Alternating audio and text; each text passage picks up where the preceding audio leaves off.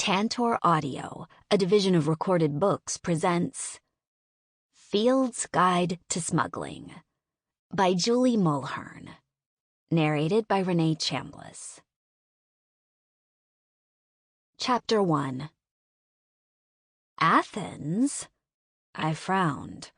Why Athens? The man sitting next to me was a dead ringer for Chris Hemsworth. And not the Chris Hemsworth in Avengers Endgame, where he drinks too much and sports a gut. What were the writers thinking? In my mind, Mark Stone was Ragnarok Thor. Strong, brave, and drool-worthy, with a sexy haircut. Athens is always a good idea. Very funny. I'd once quoted Audrey Hepburn at him. Paris is always a good idea. True about Paris, less true about Athens. Thor's fingers traced a circle on my bare shoulder, and he pulled me closer.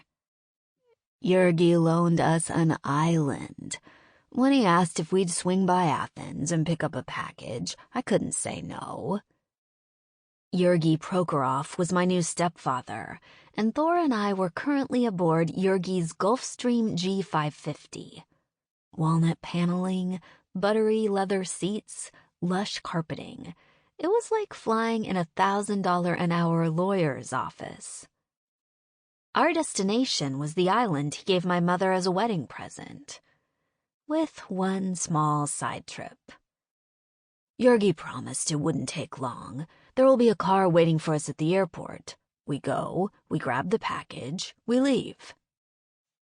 Given Jurgi's generosity, I couldn't complain, so I swallowed a sigh. We go, we grab, we leave. Thor nodded. Simple. Across from us, Consuela, the long-haired chihuahua who'd adopted me, lifted an incredulous brow.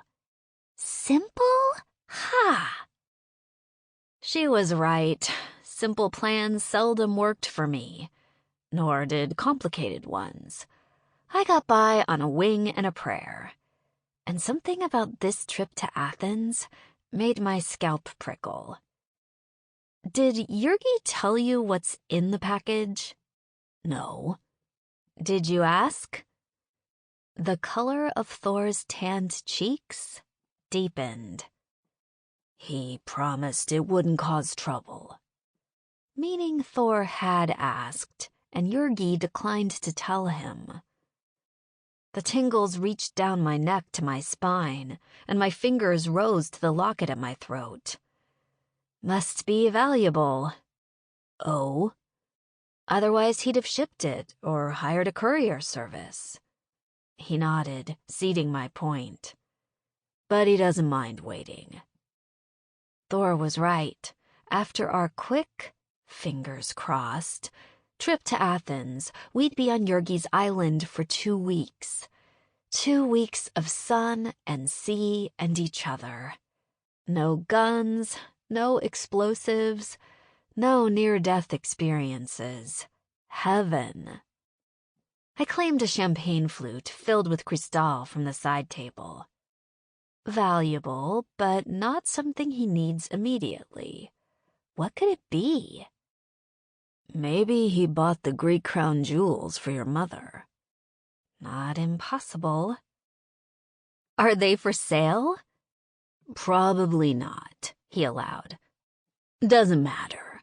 A few hours in Athens, then we're off to Corfu. Corfu? From there, we'll take a boat. His optimism warmed me from the inside out. Have you ever traveled in Greece? I asked.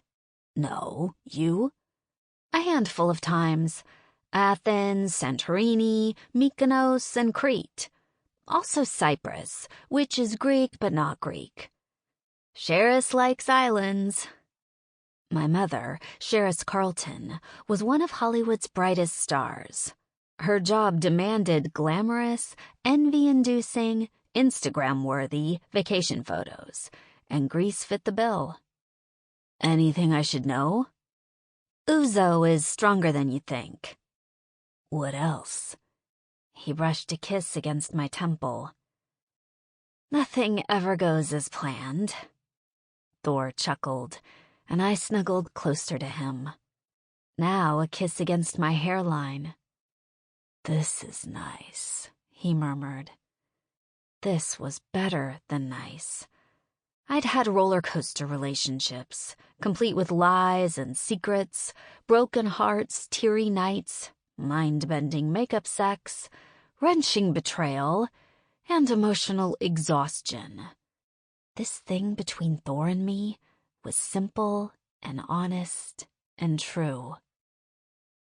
The only complication, and I wasn't sure it was an actual complication, was that we both worked for the same super-secret agency.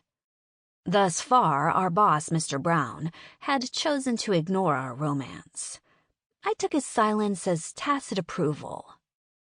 You two are so sweet you make my teeth hurt. Thor chuckled as if he had understood Consuela's meaning. I can't remember the last time I took a real vacation. You're sure Mr. Brown will leave us alone? Mr. Brown had a nasty habit of calling on us to save the world. Positive. I wasn't as certain as Thor, but I wouldn't ruin the moment. More champagne? I shouldn't. Why not? I'm driving. I stiffened.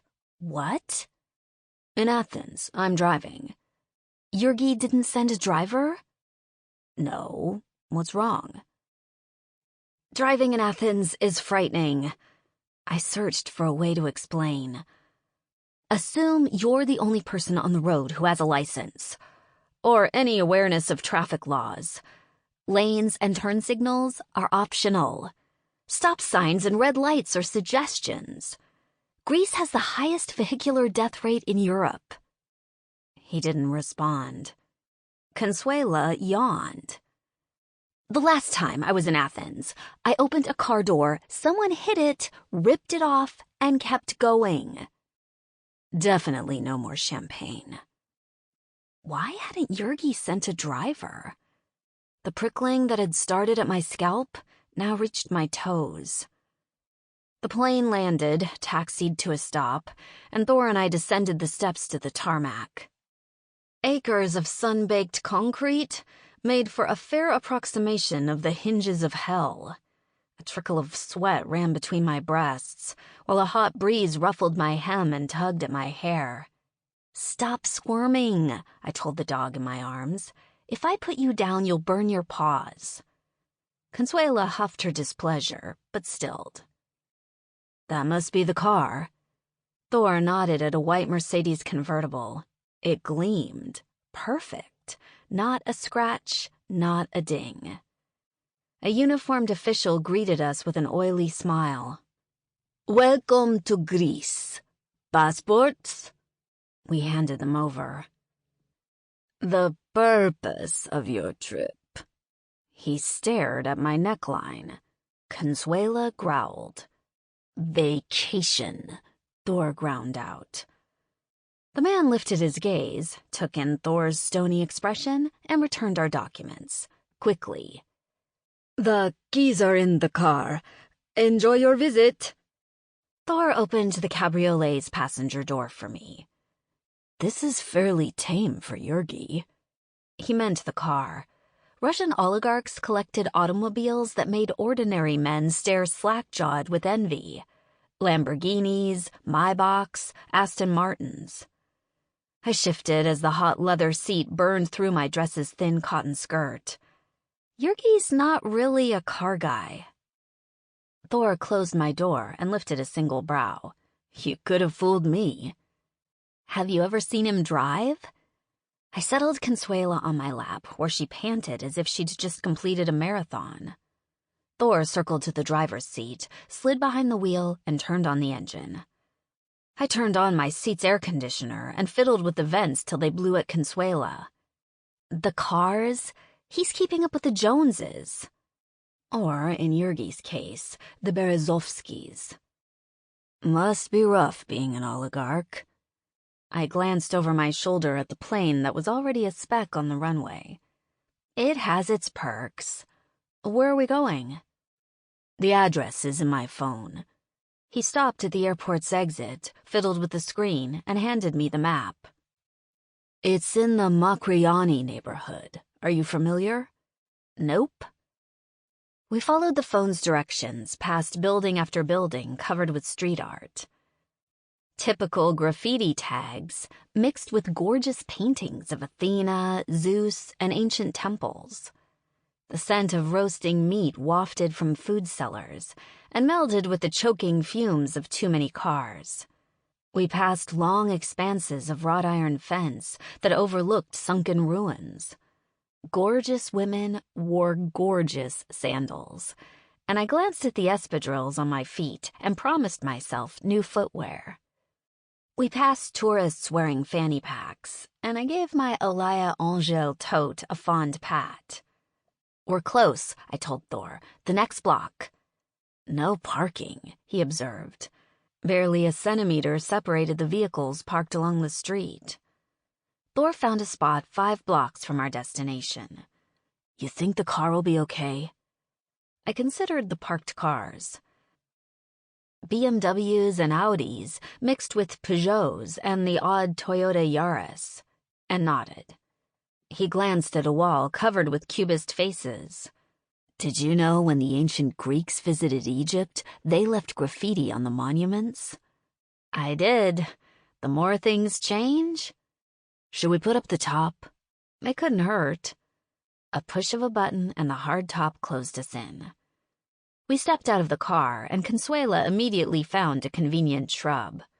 Thor claimed my hand, and we strolled toward our destination, enjoying the warm breeze, the sights, the sounds of buskers and laughter spilling from sidewalk cafes. Who are we meeting? I asked. Kostas Dimitriou. Ever heard of him? I peered through a fence at a jumble of ancient stone. Nope, but Yurgi has interesting friends. I'm aware. Thor's tone was as dry as the Sahara. 2 more blocks, and Thor stopped in front of an ochre-hued neoclassical house. This is it. I tilted my head and gaped at 4 stories of elegance. Wow. You expected a shack? Fair point. Thor rang the bell, and we waited. A man with a long nose opened the door. May I help you? He spoke with an English accent. Yurgi Prokhorov sent us, said Thor. The man with his hand on the door handle looked down his long nose and sniffed. Your name, sir? Mark Stone and Poppy Fields. The man's gaze flicked my way, and I felt his assessment. Thor, in his off-the-rack khakis and polo shirt, made no impression.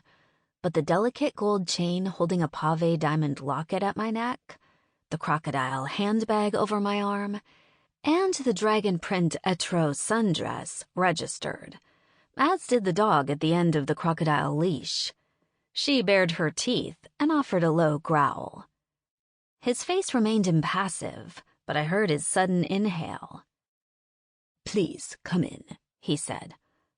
I'll let Mr. Dimitriou know you're here. We followed him through the foyer and into an elevator. He reached inside and pushed a button. Mr. Dimitriou will join you shortly. The elevator rose, and its doors opened onto a rooftop patio. The view of the Acropolis stole my breath. That's the Parthenon. Thor was equally awestruck. We moved to the patio's edge and stared. Woof! Let me see. I picked up Consuela, and she gave the ancient ruins a quick dismissive glance. The most valuable thing in this house is the view. I turned and faced our host. He was Yurgi's age, with a lean face and impressive eyebrows. He studied us with sharp brown eyes. You are Yurgi's new daughter? I am, Poppy Fields. I stepped forward and held out my hand. Rather than shake, Dimitrio lifted my knuckles to his lips. I heard you are a younger version of your mother. Yurgi is a lucky man. It got old being Sherris's daughter, rather than a person in my own right. Per usual, I hid my annoyance behind a smile. You are too kind. This is Mark Stone.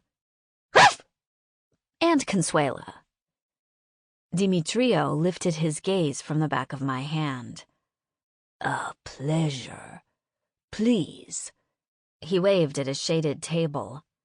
Let us sit. We sat, and the long-nosed major domo appeared with a sweating pitcher and 3 glasses. I was sorry to miss the wedding. You and Yurgi are friends? Old friends. He laughed. The best kind. Now that Yurgi has a home in Greece, perhaps you'll see him more often. I will hope. But with a new home and new bride... He shook his head sadly as if Yurgi was lost to him forever. And he sends you, rather than coming himself. His brows drew together in a single bushy line. Not that I mind Yurgi sending a beautiful young woman to my door. Oh, brother. Have you lived here long? Long? When one wakes each morning to history, he waved at the Parthenon, time has no meaning. I suspected that was his stock response, a reminder to admire his $1,000,000 view. Greece is the cradle of Western civilization. Dimitrio's tone made it sound as if he were personally responsible.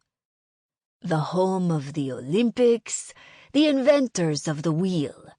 When America was nothing but wilderness, the Greeks had roads and cities and... He waved at the Parthenon again. Organized religion. Thor nodded politely. Consuela settled under her haunches and rolled her eyes. I sipped my drink. Delicious. Thank you. Water flavored with pomegranates and lemons. You are staying in Athens? No, I replied. Such a pity. The city holds many delights. Thor shifted in his chair. But you stay in Greece? We do, Mr. Dimitrio. Kostas. Kostas. Thank you for your hospitality, but we should go. We go, we grab, we leave. So soon? I'm afraid so. I hope you will visit again.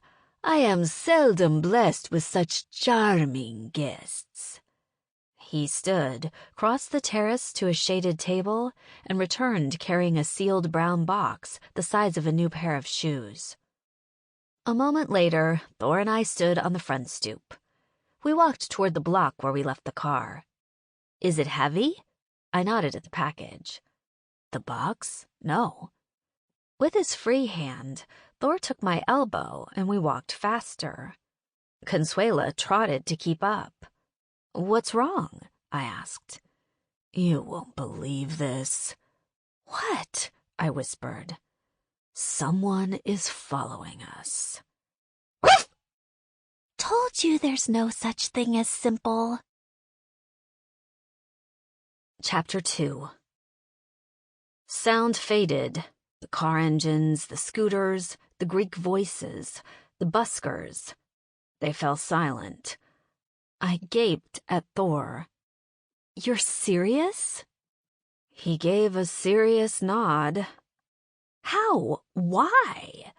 My gaze settled on the package in Thor's arms. What's in there? The box looked innocuous. It's not heavy? No, why? Antiquities are heavy. Thor's brow furrowed. You don't think Yurgi would use us to smuggle antiquities? No. Maybe. Men as rich as Jurgi had unique relationships with the law. Little things like antiquities theft meant nothing to them. I shook my head. Jurgi wouldn't risk getting me into trouble. I hoped. They're still following. They? How many? 2. What do we do? Depends. On? Are they following to see where we go, or to take the package? If it's option 2, how badly do you want to keep it? It would help if we knew what's inside. I paused in front of a store window. On the other side of the glass, the shopkeeper displayed gorgeous sandals. On my side, the glass reflected the street. Where are they? Thor rested his hand at the small of my back. Dark hair, white shirt, tan sports coat. I spotted the man half a block away. It's too warm for a jacket. Thor's answering nod was grim. Where's the other one? Behind the blue Fiat. I found him in the glass. That man wore a windbreaker. Hiding a gun? Probably. Cops? It was wishful thinking. I don't think so. So what do we... Windbreaker guy eased closer to us. Thor followed my gaze on the glass and his mouth tightened. We get the car, pretend we didn't see them. We strolled, paused to look in shop windows, laughed. The crowded streets and sidewalks protected us, but I still felt the men's cold stares, and I shivered despite the heat. Uh-oh. I followed Thor's gaze. We stood at the bottom of the street where we'd parked the Mercedes. The road was residential. Not a single pedestrian darkened the sidewalk. If we walked to the car, we'd be alone. We could keep walking, I suggested. Grab a coffee at a cafe. Better yet, we could catch a cab and let someone else fetch Jurgi's car. Let's assume they're following the package, not us. If we hop in a cab, they'll follow us to the airport. You want to lose them? Thor nodded. How do we do that? Thor rubbed his chin. If I give you the package, they'll know we're up to something. Okay. You'll have to drive. In Athens. I closed my eyes and drew warm air deep into my lungs. So far, Thor's plan promised epic failure. Fine. The brightness in my voice hid my doubts. Or maybe not. He saw me, my doubts and fears. Thor's expression softened. Your last car chase didn't go well.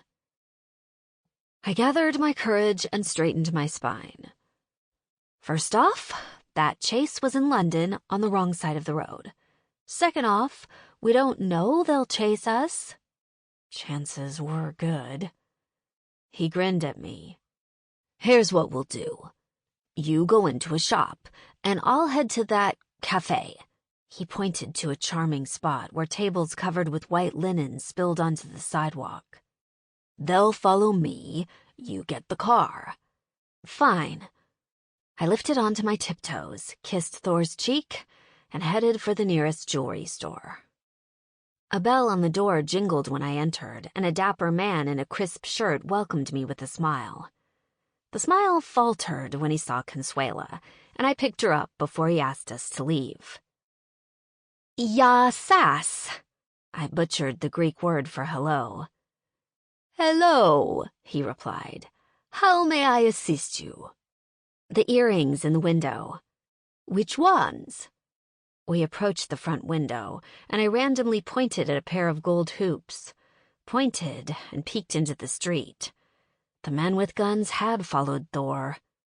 How much are they? 200 euros. I shook my head as if the price were too high. Thank you for checking. Anything else? No, thank you. I slipped through the front door, glanced at our followers' backs, and race-walked to the car. The Mercedes purred to life, and I drove down the narrow road to the cross street where Thor waited.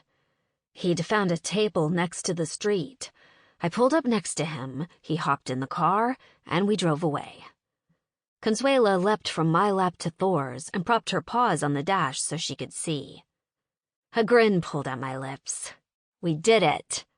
You doubted? Oh, please. Things have a habit of going sideways. It's a miracle. 2 miracles in one day. 2? You went into a shop and didn't buy anything. Very funny. Thor peered over his shoulder. 1 miracle. That sounded bad. They're following. A high-speed chase through Athens did not fit with my plans. What kind of car? What does it matter? Can they keep up? It's an Audi. Why not an ancient Renée? You navigate. Turn right. I turned onto a busier street, one crowded with cars, trucks, scooters, and bicyclists with death wishes. I changed lanes with inches to spare, and the truck driver who'd nearly lost his bumper shook a half-hearted fist at me. I dared a peek in the rear view and spotted a red Audi. Red? Not exactly a subtle shade for a tail. They didn't count on this. Neither did I. Which way? Left. I slowed. Left. I heard you. I turned at the last possible second, the traffic light a blaring red. Thor peeled his fingers off the dash. Sorry I doubted. Consuela grinned as if a pursuit through the streets of Athens was a marvelous adventure. Are they still back there? I asked. Thor scanned the cars behind us. Damn it. Which way? The road ahead of us split. Left. I went left. Is there a highway? We're in central Athens. Fair point. I cut off a puttering Mini, held together with chicken wire and hope, and sped down an almost empty street. Bang! They're shooting at us? My fingers tightened on the wheel and I pressed the gas pedal with a foot made of lead. What's in that package? Later. Hold on to Consuela. I took a hard, fast right. The car fishtailed and I turned into the skid. I barely flinched when the Mercedes bumper met the side panel of an ancient truck. Thor grunted his approval. Or maybe that sound was fear. Are they still back there? Yes. Which way? Left. The left turn put us on a wide avenue where I weaved through traffic. Everyone weaved. Driving in Athens was like participating in an unannounced demolition derby. I peeked again in the rearview mirror. There was the Audi, and next to it, a motorcycle ridden by a man clad in black. My jaw dropped. Poppy, the road! I looked forward, jerked right, and barely avoided rear-ending a Yaris so old it probably served as a chariot in the Peloponnesian War. Strictly speaking, Georgi didn't need a front fender. I kept driving. The screeching of metal meeting metal had me hunching my shoulders. Thor craned his head. They crashed. Motorcycle? How do you know?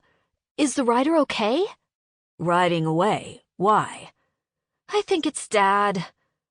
Thor and Consuela stared at me. Your father's in Egypt. Maybe, I told her. How would your father know you're in Greece? Maybe he didn't. Maybe he's following the package. Thor scowled at the sealed box on his lap. What's in this thing? Ask Georgi. My cell is in my bag. Thor shook his head, pulled his phone from a pocket, and spoke into the microphone. Call Georgi. Thor had Georgi in his contacts? Rather than comment, I eased into the slowest moving lane as Thor held the cell to his ear for long seconds.